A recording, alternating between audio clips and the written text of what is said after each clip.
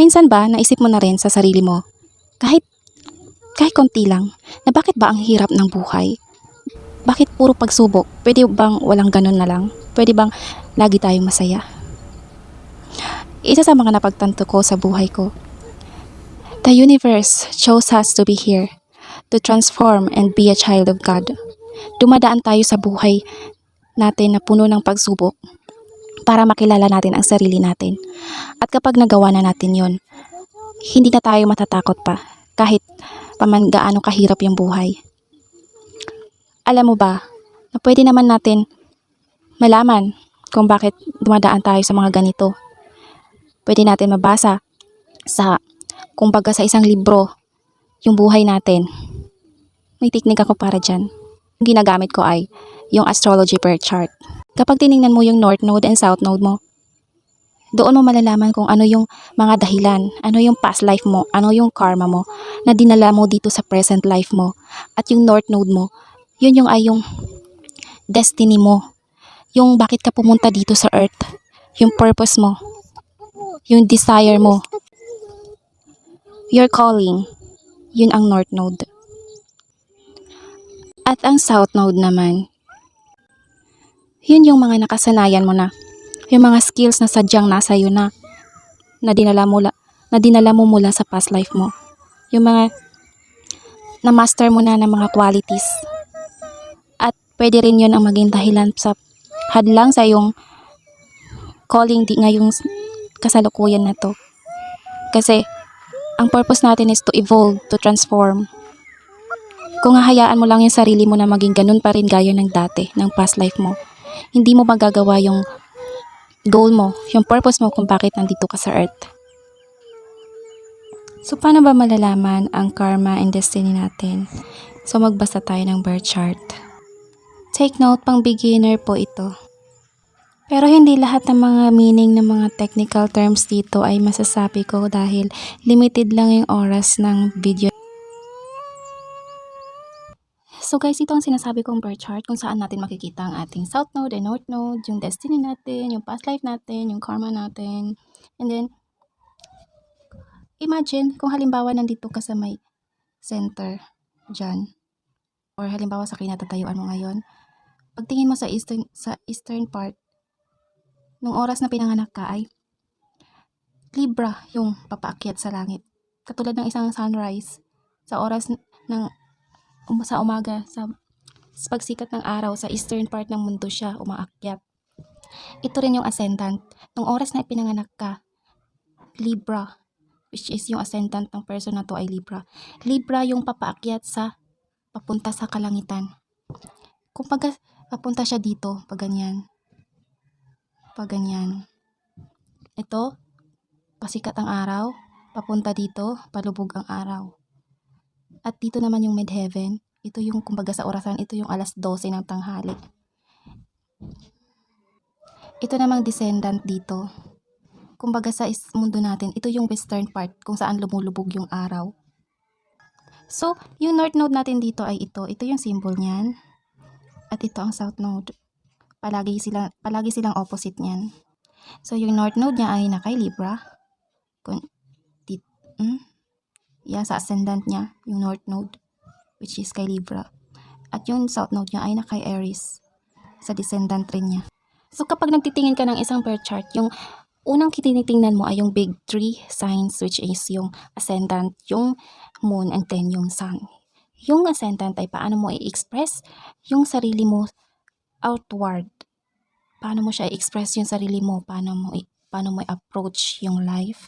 Yung moon ay yung inner self mo, yung inner being mo, yung feeling mo, the way you feel things. And then yung sun sign mo ay ito yung core being mo, yung ego mo, kung saan umiikot yung mga planeta sa'yo. Yun yung nafe-feel ko sa taong to ay may wound and healing siya sa kanyang sarili. First house is about our self, or sense of self.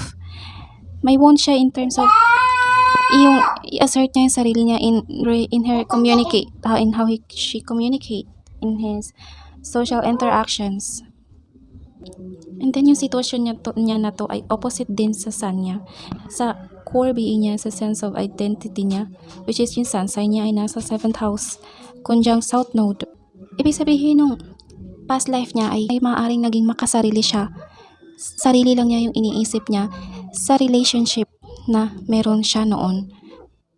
Kaya naman ngayong present life, ang kanyang destiny, ang kanyang calling, ang kanyang tatrabahuin is about being one with others, prioritizing others, giving to others, to other people, to sa mga relationship na meron ang taong to. Create harmony and balance and beauty. Kaya naman yung Saturn niya, Saturn is about structure, discipline, limitation. It's like a strict parent. Kaya naman nandito siya kay Pisces. In the 6th house. 6th house is about our work, our routines. Yung taong to ay kailangan niya talaga i-work yung spirituality niya.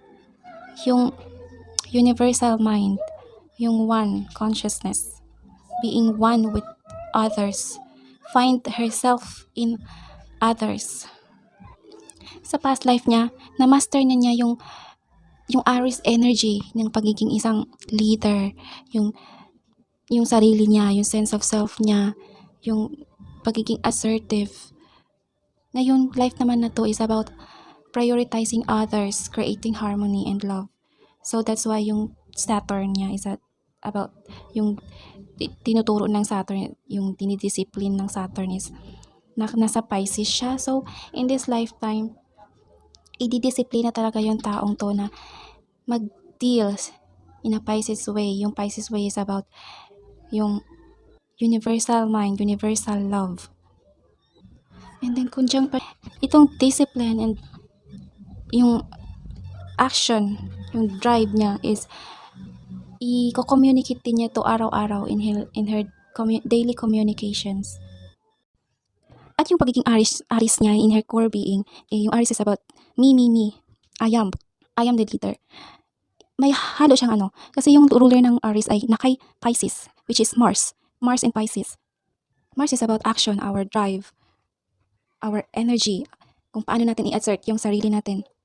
Ngayong life niya na to ay i-assert niya yung sarili niya in a loving way na hindi katulad ng pagmamahal na dito sa mundo natin, na yung pagmamahal about sa family natin, about sa security. Yung Pisces is about yung heavenly na pagmamahal, yung otherworldly siya, being one on earth and being one with the universe, with the mind of the universe, just like that, being so spiritual na tao.